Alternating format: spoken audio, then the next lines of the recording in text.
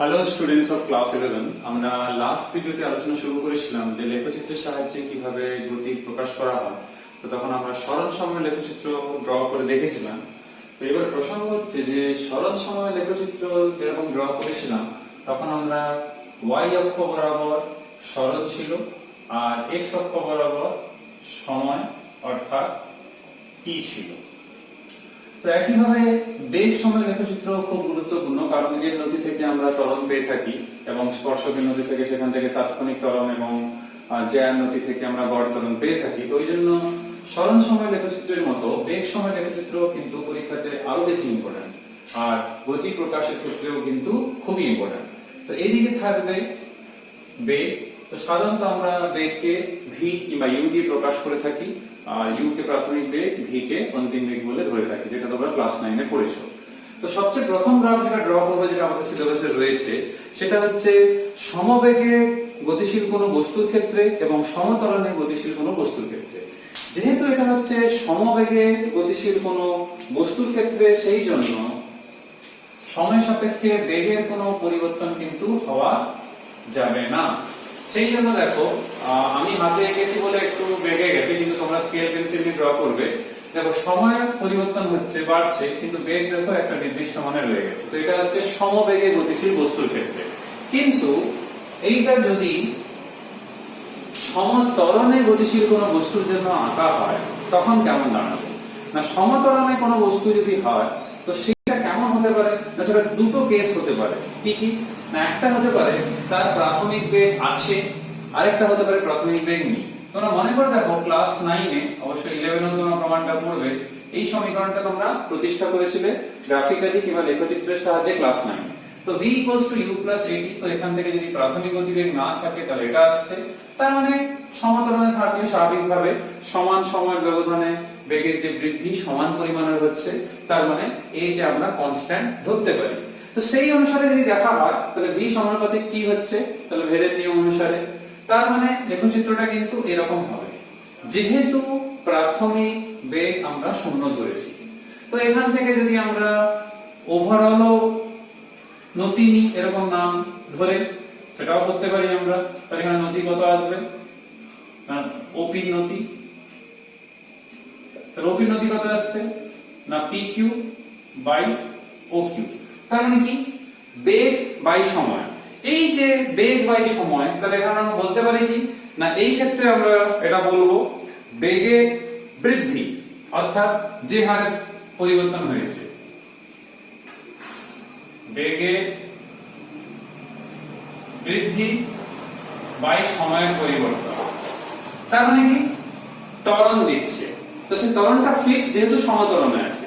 কিন্তু এই ক্ষেত্রে যেটা আমরা বললাম, এটা কিন্তু প্রাথমিক বেগ কিন্তু শূন্য। যদি প্রাথমিক বেগ শূন্য না হয় তাহলে তোমাদের যেটা করতে হবে, এইটাকে বারবার অক্ষ আঁকতে হবে বলে আমি মুছে বলছি। তোমাদের বইতে সবই রয়েছে, যে কোনো লেখকের বই পড়তে পারো, কিন্তু সাঁতরাতে যেহেতু বেশি ডায়াগ্রাম রয়েছে ছায়ার তুলনায়, সেই জন্য দুটো ফলো করতে পারো। যেহেতু প্রাথমিক বেগ যদি থাকে কোনো বস্তুর ক্ষেত্রে, তাহলে আমাদের কি করতে হবে?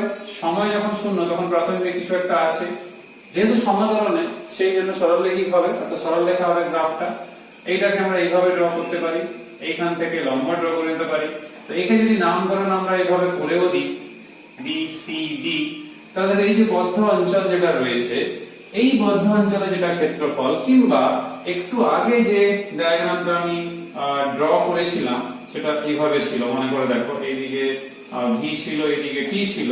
যদি এই বদ্ধ অঞ্চলের ক্ষেত্রফল আর এই গোটা ট্রাপিজিয়াম অর্থাৎ বদ্ধ অঞ্চলের ক্ষেত্রফল আর এখানে এই ত্রিভুজের ক্ষেত্রফল যদি না হয়, শর্ট প্রশ্ন যেহেতু রয়েছে, এর ক্ষেত্রফল আমাদেরকে যেটা দেবে সেটা হচ্ছে কি? না, সরণ, কিংবা যদি দ্রুতি নিয়ে অঙ্কন করা হয় তাহলে সেটা দেবে দূরত্ব। এই ক্ষেত্রেও তাই, এই ক্ষেত্রেও তাই। তার মানে এই বদ্ধ তলের যে ক্ষেত্রফল সেটা থেকে আমরা s পাবো, আর নতি থেকে পাবো বেগ। এটা একটু মাথায় রাখতে হবে। তাহলে দুটো ড্র করলাম আমরা, একটা ছিল সবচেয়ে প্রথমে সমবেগে, তারপরে করলাম সমত্বরণে, প্রাথমিক বেগ আছে প্রাথমিক বেগ নেই, এরকম দুটো কেস। এবারে চলে আসবো আমরা অসমত্বরণে কোনো বস্তু গতিশীল রয়েছে, এরপরে যেটা কেস রয়েছে, তখন কি জিনিসটা দাঁড়াবে। কিন্তু অসমত্বরণ বলতে অবশ্য একটা বেগের বৃদ্ধিকেও বোঝায়, অর্থাৎ ক্রমবর্ধমান ত্বরণের কথা বোঝায়, আরেকটা হলো ক্রমহ্রাসমান ত্বরণের কথা বোঝায়। তো সেই জন্য ড্র করার সময় একটু খেয়াল রাখতে হবে, ছায়াতে অবশ্য একটাই রয়েছে যেটা ক্রমবর্ধমান ত্বরণ। ধরো এটা যদি আমি অক্ষ ধরি, এইদিকে ভেলোসিটি অর্থাৎ বেগ, এইদিকে সময়, এইটা। তো এরকম যদি হয়, যেহেতু অসম ত্বরণ কিন্তু আমি ক্রমবর্ধমান ত্বরণ ধরলাম, তাই জন্য এটা উপরের দিকে রয়েছে। তো এইটাকে তোমরা চাইলে আগের বারের মতো এরকমও শুরু করতে পারো, এরকম। এটা যখন প্রাথমিক বেগ 0, না হলে আমি এটা এখন ড্র করছি এরকম, অর্থাৎ u not equals to 0 হয়ে যায়। তো ছায়া প্রকাশনী বইতে দেখবে শুরু থেকে শুরু করেনি, এরকম ইন বিটুইন পয়েন্ট, অর্থাৎ একটা মাঝের রিজন, মানে আগের রিজনটা ধরা আমি মাঝের রিজন ধরেছে, তাতে কোনো অসুবিধা কিন্তু কিছু নেই। এইখানে এরকম যদি গতি প্রকৃতি হয়, এরকম যদি লেখচিত্র পাওয়া যায়, তো অবশ্যই সময় সাপেক্ষে বেগ বাড়ছে, কিন্তু কোনো ফিক্সড রেটে বাড়ছে না। ফিক্সড রেটে বাড়লে তো এরকম সরল লেখা হতো, কিংবা এরকম সরল লেখা হতো। তার মানে কি, এটা একটা আনইভেন ব্যাপার রয়েছে, কখন একটু কম বাড়লো, তারপর একটু বেশি বাড়লো, এরকম ব্যাপার আর কি। তো সেই জন্য যে দুটো বিন্দুর মধ্যে তোমাদের গড় ত্বরণটা বের করতে হবে, তোমরা কি করবে, সেই দুটো বিন্দুকে ধরে, অর্থাৎ এই ক্ষেত্রে a আর b, তোমরা স্কেল নিয়ে সেখানে জ্যাটা এঁকে নেবে। জ্যাটা এঁকে নেওয়ার পর, যেটা আমাদের করে এসেছি আগেও, এখান থেকে আমরা অনেক সহজে আমরা তার নতিও বের করে নিতে পারবো, যেটা তোমরা ছায়া প্রকাশনী বইতে পেজ নাম্বার 44 এ দেখতে পারো। কিভাবে বের করবো সেটাও বলি। এই পয়েন্ট অর্থাৎ টাইম t1, এই পয়েন্ট অর্থাৎ টাইম t2, এই পয়েন্ট অর্থাৎ বেগ v1, এই পয়েন্ট অর্থাৎ বেগ v2। তাহলে এখানে আমরা কি পাবো না, এই যে ab যে জ্যাটা আমরা এঁকেছি, সেই ab জ্যা তোমরা দেখবে বইতেও সেম কথা তোমরা দেখতে পারো, যে এই যে ab জ্যা, তার যে নতিটা আমরা বের করব, সেটা কোনটা হবে? তাহলে AB জ্যা নতি সেটা কত? BC by AC। তাহলে BC বাই AC মানে কি? বেগের পরিবর্তন বাই সময়, অর্থাৎ এইটা বেগের বৃদ্ধি বাই সময়। তার মানে কি আসবে না, এইটা দেবে গড় ত্বরণ। তা অবশ্যই এই ক্ষেত্রেও তাই, যেরকমই দেখতে হোক না কেন, তার দ্বারা যদি মানে বদ্ধ ক্ষেত্রের ক্ষেত্রফল নেওয়া হয়, তাহলে কিন্তু দূরত্ব বা সরণ কিন্তু পাওয়া যাবে। তো দেখতে যেরকমই হোক, বের করতে পারলেই হলো। তার জন্য কলমবিদ্যা রয়েছে, কলমবিদ্যার সাহায্য নেওয়া হয়। আর যদি আমরা এই বিন্দুতে তাৎক্ষণিক ত্বরণ বের করতে চাই, তার জন্য AB এর মধ্যে যে ডিফারেন্সটা রয়েছে, অর্থাৎ টাইমের যে গ্যাপটা, সেটা হচ্ছে t2 t1, মানে গ্যাপটাকে কমিয়ে আনতে হবে, ক্লোজ টু 0 করতে হবে, ইনফিনিট থেকে স্মল করতে হবে, তখন দুটো পয়েন্ট ক্লোজ চলে আসবে। তখন এই A বিন্দুতে তোমাদের কি করতে হবে, এরকম স্পর্শক টেনে নিতে হবে। তো সেই স্পর্শক টেনে নেওয়া যাবে এরকম। তো সেই স্পর্শক টেনে সেখান থেকেও আমরা এরকম নতি বের করে নিতে পারি। তো তোমরা বইতেও দেখতে পারো এরকম ভাবেই সেখানে নতি বের করা হয়েছে। তো এই যে নতিটা বের করা হয়েছে, তোমরা চাইলে ছায়া প্রকাশনী বইয়ের মতো পুরো এরকম ডট ডট ডট করেও করতে পারো, তো কোনো অসুবিধা নেই। যে টাইম গ্যাপটা কি যা ধরতে পারো তোমরা, সেখান থেকেও দেখো আমরা কিন্তু নতি বের করতে পারছি। অর্থাৎ এইখানে যেরকম এটা যায়, এই কালোটা কিন্তু স্পর্শক। তার মানে এই যে স্পর্শকটা রয়েছে, এই স্পর্শকের যে নতি, সেটা কাকে বোঝাবে না, আগের বারের মতো যেটা আমরা এখানেও দেখেছিলাম, যে এই ক্ষেত্রেও মনে করে দেখো, আমি এখন একটু আগে ড্র করার সময় বলছিলাম যে, আর আগের ভিডিওতেও আমি বলেছি তোমাদের, সেখানে তাৎক্ষণিক বেগের কথা বলেছি। তো এই ক্ষেত্রে এটা দেবে কিন্তু স্পর্শকের যে নতিটা রয়েছে, এই যে স্পর্শকটা আমরা ড্র করেছি কালোতে, এই পয়েন্টটা, তখন A বিন্দুতে স্পর্শকের নতি এই AB যে জ্যা নতি তার সঙ্গে সমান হবে, কারণ এই পয়েন্টটা তো ফিক্স, সেখানে টাইম তো সেই একটা ফিক্স, আর জ্যা যেটা রয়েছে তার যা নতি হবে, এই স্পর্শকের নতিও কিন্তু তাই হবে। তার মানে বোঝা গেল যে বেগ সময় লেখচিত্রের নতি থেকে আমরা একটা পয়েন্টের নতি নিয়ে আমরা তাৎক্ষণিক ত্বরণ বের করে নিতে পারি, আর জ্যার নতি বের করে আমরা কিন্তু গড় ত্বরণ বের করতে পারি। তো ছায়া প্রকাশনী বইতে কিন্তু এই অবধি রয়েছে, কিন্তু আমি একটু আগেই বলেছি, সময় অবকাশ যাই হোক না কেন, যে সরণটা সেটা কিন্তু এই বদ্ধ তলের যে ক্ষেত্রফল অর্থাৎ এই লেখচিত্র যে তলটা অধিকৃত করছে, যে ক্ষেত্রটা অধিকৃত করছে তার ক্ষেত্রফলে কিন্তু মানটা সরণ কিংবা দূরত্বকেই প্রকাশ করে থাকে। যেহেতু বেগ ওই জন্য আমরা সরণের কথা বলবো। কিন্তু ছায়া প্রকাশনী বইতে এই অবধি কিন্তু তোমাদের রয়েছে। কিন্তু সমস্যাটা হচ্ছে এছাড়াও কিছু অঙ্কন কিন্তু করতে হয়। তো সেইগুলো অঙ্কন করার সময় সমস্যা কিন্তু হতে পারে। তো সেইগুলো অঙ্কন করার মধ্যে কি না, একটা হচ্ছে কি যে এই যে অসমতলের মধ্যে আমরা কি দেখলাম না, একটা দেখলাম ক্রমবর্ধমান ত্বরণের জন্য দেখলাম। কিন্তু কিছু প্রশ্নতে রয়েছে যে ক্রম হ্রাসমান ত্বরণের ক্ষেত্রে গতিবেগ সময় লেখচিত্র কেমন হবে। ক্রম হ্রাসমান যদি হয় তাহলে এইদিকে ভি এইদিকে টি, আমি আর ডিটেইলসে লিখছি না। তো ক্রম হ্রাসমান ত্বরণ, তো ক্রম হ্রাসমান ত্বরণ মানে কি, সময়ের সাপেক্ষে বেগ বৃদ্ধির হার কিন্তু কমে কমে যাচ্ছে। তো আগেরবার লেখচিত্র তোমরা এরকম দেখেছো, এইবারে কিন্তু লেখচিত্র এরকম হবে না। অর্থাৎ এইবারে কিন্তু লেখচিত্রটা যেটা দাঁড়াবে সেটা কিন্তু এরকম দাঁড়াবে। অর্থাৎ সময় যত বাড়ছে তত কিন্তু বেগের কিন্তু আলটিমেটলি হ্রাস কিন্তু হচ্ছে, অর্থাৎ ত্বরণের মান ধীরে ধীরে কমে যাচ্ছে। তো তখন এটা হবে। আর যদি বলা হয় যে প্রাথমিক বেগ একটা রয়েছে, তখন তোমরা কি করবে, গ্রাফটাকে এরকম করবে। আশা করি তোমরা বুঝতে পেরেছো। আর যদি কোনো কিছু না থাকে তখন এরকম করতে হবে। যদি কেউ বলে যে না স্যার আমাদের বলেছে প্রাথমিক গতিবেগ 0, তো 0 হলে তোমাদের এরকম ড্র করতে হবে। না হলে যেটা বললাম নরমালি এভাবে করতে পারো। আর যদি প্রাথমিক গতিবেগ থাকে তাহলে এরকম একটা জুড়ে দেবে, তাহলেই হয়ে গেল। আর যদি বলে প্রাথমিক গতিবেগ 0 তাহলে একদম মূল বিন্দু থেকে শুরু করবে। কিন্তু যেহেতু হ্রাসমান ওই জন্য উপরের দিকে বেড়ে তারপরে নামবে। তো এই জিনিসটা একটু মাথায় রাখতে হবে। এইবারে আসা যাক এই বেগ সময় লেখচিত্র কিন্তু মন্দনের ক্ষেত্রে। অর্থাৎ দেখা গেল একটা নির্দিষ্ট বেগ সে লাভ করে গেছে, তারপরে তার মন্দন হচ্ছে। তো মন্দন হলে আবার কি রকম হয় না, একটা হতে পারে এরকম সমমন্দনে। তো সমমন্দনে মানে এরকম হবে, অর্থাৎ সময় যত বাড়বে বেগ কিন্তু সমহারে হ্রাস পাচ্ছে। তাহলে একটা সময় গিয়ে বেগটা 0 হয়ে যাবে। আর হতে পারে কি, এই সমমন্দন থেকে যদি অসমমন্দন হয়, অসমমন্দনে একটা কি হতে পারে না, মন্দন ক্রমবর্ধমান, অর্থাৎ মন্দনের মান বাড়ছে। একটু ভেবে দেখো তো, মন্দনের মান বাড়ছে মানে কি না, ধীরে ধীরে আরো বেশি সে মন্দীভূত হচ্ছে। আর আরেকটা হতে পারে ক্রম হ্রাসমান মন্দন, তার মানে কি ধীরে ধীরে মন্দীভূত হওয়ার প্রবণতা কমছে, তো ধীরে ধীরে সে ত্বরণের দিকে যাচ্ছে। মানে এবার ধীরে ধীরে পজিটিভ ব্যাপার হচ্ছে, অর্থাৎ বেগ গেইন করছে, অর্থাৎ বেগ বাড়ছে ধীরে ধীরে। তো এই দুটোকে ড্র করব কিভাবে, একটা আগে বলি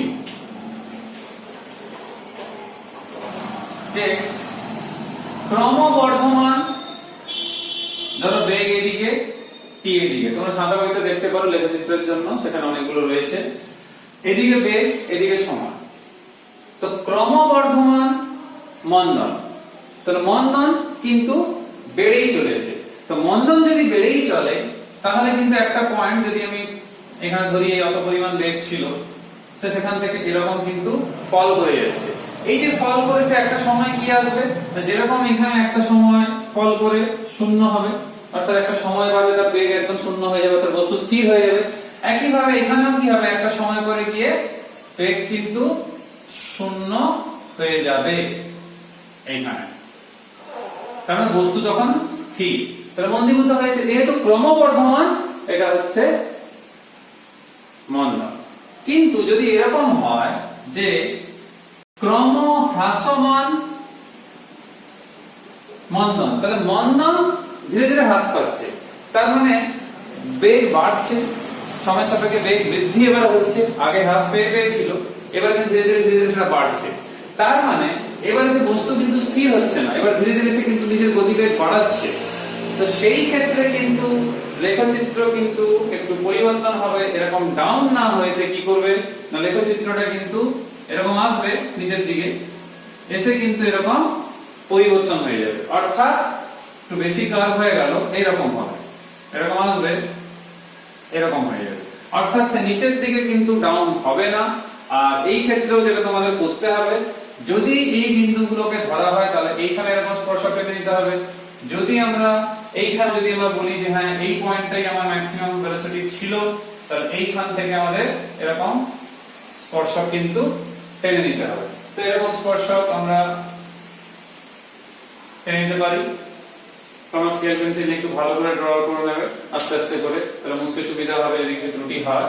তো এইখানে দেখো ক্রমবর্ধমান মান না, তাই এরকম ফল করে যাচ্ছে, আর এখানে দেখো ক্রম হ্রাসমান, তাই উপরে দিকে উঠছে, বেগ ধীরে ধীরে সময়ের সাথে কিন্তু বাড়ছে।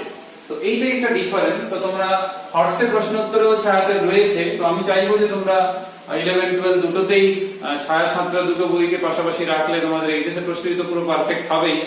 তাছাড়া এন্ট্রান্সের জন্য যে মিনিমাম প্রস্তুতি, মানে একদম প্রিলিমিনারি প্রস্তুতি, কারণ ডব্লিউবি যেই হোক, যেই মেন হোক কি নিট হোক, সবার ক্ষেত্রেই তো এইচএস সিলেবাস যা যা রয়েছে 11 12 সেটা পুরো সব অধ্যায় অলমোস্ট ইনক্লুডেড রয়েছে। তো বেসিক জিনিসগুলো তো তোমাদের এইচএসই শিখতে হবে। তারপরে এন্ট্রান্সের জন্য তোমরা ডিফারেন্ট ইংলিশ ভার্সনের বই, এনসিইআরটি হোক কি আরিহান্তের বই কি এমপিজির বই, সেগুলো তো ফলো করবে পরের দিকে, কিংবা এমসিকিউর জন্য বিভিন্ন বইগুলো রয়েছে দিনেশের, কিংবা আরো রয়েছে অনেকগুলো পাবলিশার এখন বেরিয়ে গেছে প্র্যাকটিসের জন্য, ইভেন ইংলিশ ভার্সনের ছায়া ছাত্ররও রয়েছে। তো সেগুলো তো তোমরা ব্যবহার করবেই, কিন্তু বেসিক কাজটা 11 12 পড়ার সময় কিন্তু নিজের টেক্সট বইটাই ভালো করে ফলো পড়তে হবে। ওই জন্য আমি প্রিফার করবো যে সব বই তো বাজারে যত পাওয়া যায় সব পড়া তো কোনো স্টুডেন্টের পক্ষে সম্ভব না, কিন্তু ছায়া ছাত্রা দুটোকে পাশাপাশি রাখলে আমাদের সব ধরনের প্রবলেমের বেশিরভাগ, অলমোস্ট আমি পুরো বলতে পারি 100% তো কোনো জিনিস হয় না, কিন্তু বেশিরভাগ প্রবলেম কিন্তু সলভ হয়ে যাবে এই দুটো বই নিজের কাছে রাখলে। দুটো বইকে ভালো করে পড়তে হবে।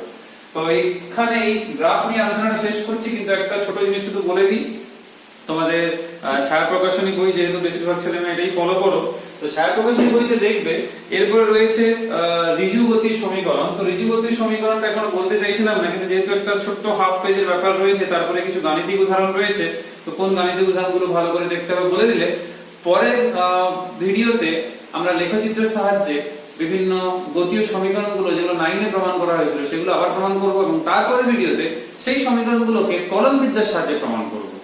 তো সবচেয়ে প্রথমে বলি এই যে ঋজু গতির সমীকরণ কিংবা সরলরৈখিক গতি মানে কি, একটা নির্দিষ্ট অক্ষ বরাবর কিংবা নির্দিষ্ট সরলরেখা বরাবর বস্তুটি গতিশীল আছে। তো এই ক্ষেত্রে সুবিধা কি না, দেখো যেহেতু একটা নির্দিষ্ট অক্ষ বরাবর থাকছে, তাহলে মানে আমাদের যে রাশিগুলো ধরো সরণ হোক, বেগ হোক, ত্বরণ হোক, এগুলো সব তো ভেক্টর রাশি, তাহলে অভিমুখ নিয়ে কোনো সমস্যা থাকছে না। একটা নির্দিষ্ট দিক, যেদিক বরাবর সরণ সেদিক বরাবরই বেগ, সেদিক বরাবরই ত্বরণ, তাহলে ডিরেকশনে কোনো সমস্যা নেই। এদের ক্যালকুলেশনে যে যোগ বিয়োগ করতে হবে তার জন্য নরমাল অ্যালজেব্রা মেথড লাগালেই হবে, ভেক্টর রাশি হতে পারে, কিন্তু যেহেতু একটা নির্দিষ্ট অভিমুখে যাচ্ছে, এরা প্রত্যেকের অভিমুখ একই দিকে, সেই জন্য আমাদের কিন্তু নতুন করে কোনো ভেক্টরের যে যোগ বিয়োগ যে নিয়ম সেটা প্রয়োগ করতে হয় না। নরমাল অ্যালজেব্রিক যে নিয়ম 2 + 2 a + b = যা, যেখানে ডিরেকশন দেখতে হয় না, সেই নিয়মটা আমরা লাগাতে পারি। আর কি না, কোন কণা দ্বারা অতিক্রান্ত দূরত্ব, যেহেতু সরলরেখা বরাবর যাচ্ছে, তো অতিক্রান্ত দূরত্ব মানেই সেটাই হবে সরণ। তা দূরত্ব আর সরণের মধ্যে কোনো ডিফারেন্স থাকছে না, যেহেতু একটা নির্দিষ্ট অভিমুখেই যাচ্ছে সরলরেখা বরাবর, যেটা দ্রুতির মান সেটাই হবে বেগের মান। তো এটা এই জিনিসগুলো খুব গুরুত্বপূর্ণ হয়ে যায়। আর আমরা যে অ্যানালাইসিস করি আমাদের সিলেবাসে রয়েছে সেটা হচ্ছে সমতরণের গতি যুক্ত কোন কণা কিংবা বস্তুর ঋজু গতি। তো এর ক্ষেত্রে তোমরা ক্লাস 9 এ তিনটে সমীকরণ কিন্তু পড়েছিলে, এইগুলো এই তিনটে কিন্তু নতুন নয়, তোমরা 9 এ পড়েছো।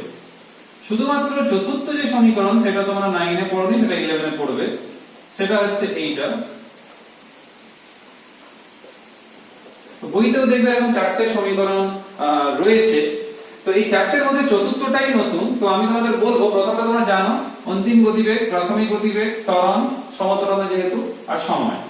এটাও অন্তিম গতিবেগ v, প্রাথমিক গতিবেগ u, a হচ্ছে ত্বরণ, s হচ্ছে সরণ। তো সরণ রিলেটেড অঙ্ক করার সময় সূত্রটা কাজে লাগে, কিন্তু সরণ এবং সময় রিলেটেড অঙ্ক করার সময় যেখানে প্রাথমিক গতিবেগ থাকে, না থাকলে u শূন্য বসবে সমীকরণগুলোতে, অন্তিম গতিবেগ শূন্য হলে কি মন্দীভূত হয়ে থাকলে তখন সেটা শূন্য হবে যদি স্থির অবস্থায় থাকে। তাহলে s = ut + ½ at², এই সমীকরণ তো 9 এ পড়েছিলে। s হচ্ছে যেখানে সরণ, কিন্তু nতম সেকেন্ডে সরণ কত হবে, ধরো অষ্টদশ সেকেন্ডে কত, কিংবা অষ্টদশ সেকেন্ডে কত, তখন এই n এর জায়গায় সেই মানটা বসে আর কি। তাহলে nতম সেকেন্ডে সরণ কত হবে, সেটার ফর্মুলা হচ্ছে Sn, u হচ্ছে তার প্রাথমিক বেগ, আর হাফ তো কনস্ট্যান্ট, a হচ্ছে স্বাভাবিকভাবে ত্বরণ, 2n - 1 n হচ্ছে যততম সেকেন্ড n এর মানটা সেটা বুঝতে হবে, মানে সেটাকে বসাতে হবে। তো এই চারটে ফর্মুলা দিয়ে অঙ্কগুলো ভালো মতোই রয়েছে, পরীক্ষার মাঝে মাঝে আসেও। তোমাদের বইতে স্পেশালি ছায়া প্রকাশনী বইতে 45 নম্বর পেজ থেকে 49 পেজ অবধি 18টা প্রশ্ন রয়েছে গাণিতিক উদাহরণ। তো সবগুলো 18টাই করে দেওয়া রয়েছে, তার মধ্যে শুধু তোমরা 18 নাম্বারটা বাদ দিতে পারো, বাকি 17টাই কিন্তু মোটামুটি যথেষ্ট ইম্পর্টেন্ট রয়েছে। সবগুলোই ভালো করে বুঝে খাতায় না দেখে করবে, আবার মিলিয়ে নেবে। নিজের শিক্ষক নিজেকেও হওয়ার কিন্তু অনেক সময় দরকার থাকে, নিজের ভুল ত্রুটিগুলো নিজেকেও অনুসন্ধান করতে হবে। স্যার ম্যাডামরা তো করবেন, নিজেরাও করবে। ওই জন্য সেলফ স্টাডিটা খুব গুরুত্বপূর্ণ জিনিস কিন্তু প্রত্যেক ছাত্রছাত্রীর জন্য। শর্টকাটে কোনো জিনিস কিন্তু ভালো রেজাল্ট হয় না। তো এই 45 পেজ থেকে যে গাণিতিক উদাহরণগুলো রয়েছে তার মধ্যে আমাদের এই সব 1 থেকে 17 অবধি দেখতে বললামই। তার মধ্যে এই 1 এর দাগ, 4 এর দাগ, 6 এর দাগ, 7 এর দাগ, 8 এর দাগ, 9 এর দাগ, 10, 11, 13, 14, 15, 16 এগুলো একটু বেশি ইম্পর্টেন্ট। তো এই জন্য একটু ভালো করে উদাহরণগুলো করতে হবে, না হলে অনুসন্ধান করতে গিয়ে খুব সমস্যায় পড়বে। তো এই জন্য বলবো উদাহরণগুলো ভালো করে করবে, তাহলে যে থিওরিগুলো শিখলে তার কনসেপ্টটা কিন্তু অনেকটাই ক্লিয়ার হয়ে যাবে এখানে। তো এখানে আলোচনা শেষ করছি। পরের ভিডিওতে আমরা লেখচিত্রের সাহায্যে গতির সমীকরণ নিয়ে আলোচনা করব, আর তারপরের ভিডিওতে আমরা কলমবিদ্যার সাহায্যে সেই সমীকরণগুলোকে পুনরায় প্রতিষ্ঠা করব। সবাই সুস্থ থাকবে, সাবধানে থাকবে। কারো কোনো বুঝতে অসুবিধা থাকলে এই সংক্রান্ত কমেন্ট করে জানাবে। আর বই ভালো করে পড়বে, এটাই তোমাদের বলবো। প্রত্যেকটা অধ্যায় এটাই তোমাদের টিপস হিসেবে বলবো, বই ভালো করে পড়বে। নোট পড়ে বেশি ভালো কমন প্রশ্ন হলে আলাদা ব্যাপার, কিন্তু কোনো এন্ট্রান্স ক্র্যাক করতে পারবে না। প্রশ্ন যদি স্ট্যান্ডার্ড হয় কোনোভাবেই এই রেজাল্ট ভালো করতে পারবে না। ওই জন্য বলবো বই পড়ো, যে বই ভালো লাগছে পড়ো। আমি তোমাদের ছায়া ছাত্ররা বলছি, যেহেতু স্ট্যান্ডার্ড এবং কম্প্যাক্ট বই, তোমরা মহাদেব দাসখানা পড়তে পারো, দত্তপাল মুছাই সে দুটো বইও কিন্তু ভালো, কোনো অসুবিধা নেই। 11 প্রণব কুমার গাঙ্গুলি বইটাও ভালো, বাসুদেব ঘোষ বইটাও খুব একটা খারাপ না। কিন্তু আমি ছায়া ছাত্রকে রিফার করবো, আমি নিজেও সেটা বেশি ফলো করি, আর বেশিরভাগ স্টুডেন্টরাও সেটাই ফলো করে। দুটো বইকে হাতের কাছে রাখলে তোমাদের একটা কিন্তু খুব ভালো একটা রেফারেন্স বই হিসাবে কাজ করবে দুটোই। তো সবাই সুস্থ থেকো, সাবধানে থেকো। নেক্সট ভিডিওতে তোমার সঙ্গে আবার দেখা হচ্ছে। Till then, by.